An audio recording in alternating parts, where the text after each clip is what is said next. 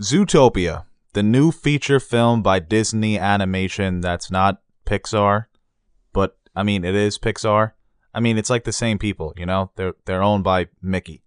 Okay, Mickey's the boss. They're both doing animation, but Pixar seems to do more G. Zootopia is PG.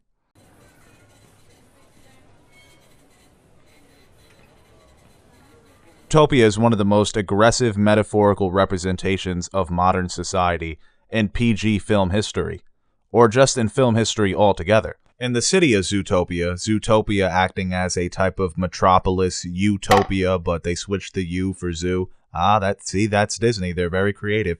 All the animals of different species and cultures are all living together in harmony, kind of.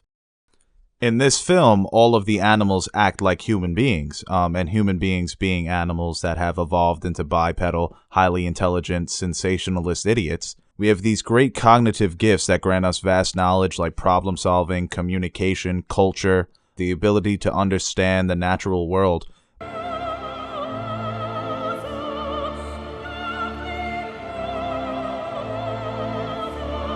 But it also makes us dumb. It makes us ignorant. Our ability to put words onto different things also gives us the ability to separate people based on ethnicity, culture, race. And this is where bigotry and prejudice rise up in society. This is the underlining theme of the entire film.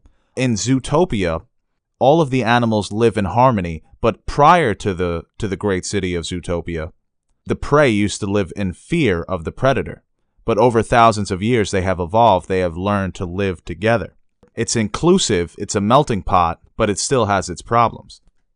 When the film begins, we follow a young, energizer, optimistic bunny named Judy Hopps, who dreams of becoming the first bunny cop in the history of Zootopia. Now, there has never been a bunny cop ever, so her parents are like, Jude the dude, you can't do this, okay? You're a bunny. You're like a foot tall, dude. And you're a bunny. You're adorable. You're not a cop. You don't take down criminals. Little do they know their fucking daughter is Jason Bourne. I mean, she's like the greatest cop of all time. She passes all her tests, she's valedictorian, and she gets accepted into the police academy. Now, her presence there is not met with open arms. There's a lot of disdain for Judy because first, she's the first bunny cop, and you look at her and you're thinking, how the hell is this bunny going to do anything in the police force? Her chief, a water buffalo played by the next James Bond, assigns her as a meter maid, and even though she is given this embarrassing position, she still finds a way to weasel her way into the big, mysterious case that is surrounding Zootopia. 14 animals have gone missing, all predators.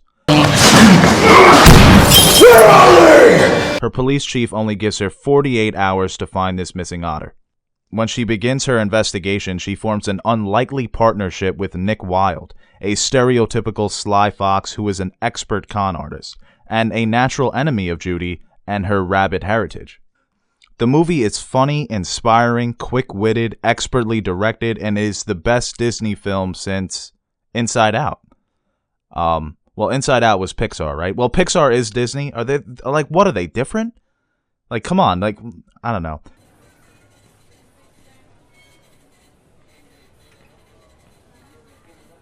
The story is original, it's fast-paced, it's a film noir that uses many of the classic tropes of the mystery film, but it uses them uniquely, and it adds a few of their own.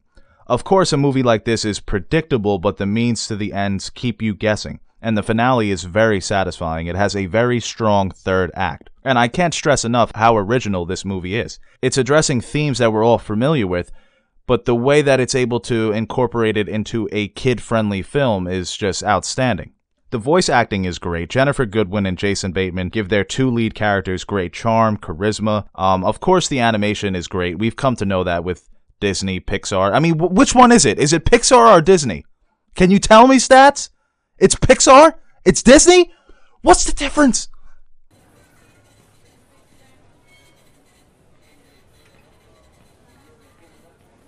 I think what this film really needs to be praised for is the very brave decision for Disney to address the themes of racism and bigotry in society. I mean, it's not even like it's subtle. There's no subtlety in this movie. It's openly addressing these themes. Zootopia uses the different animals to represent the stereotypes that we have in America. America being such a great melting pot with immigrants, people who are next generations from immigrants that have come here. And the use of the animals to represent these stereotypes is very clever, and it's never offensive. It never walks the line between satire and being offensive. And it provides us with a very realistic, metaphorical view of American society and societies all around the world by using these different animals and the stereotypes that have been placed upon them in this fictional universe. And I think the most important part is that the movie has heart. The movie has emotion. The movie makes you want to root for these characters. The movie makes you think. It makes you smile. It makes you cry.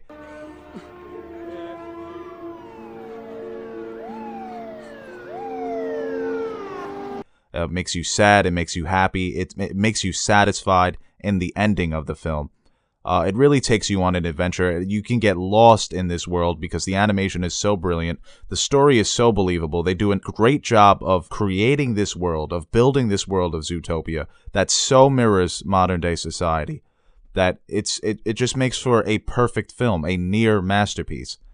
I'm not going to say it's a masterpiece because masterpiece gets thrown around so much. The other day somebody said to me, "Hey, Man of Steel is a masterpiece." I'm like, "What?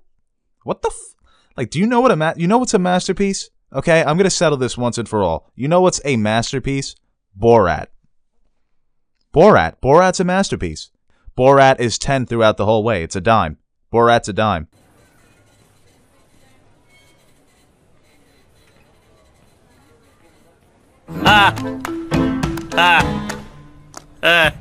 Sorry.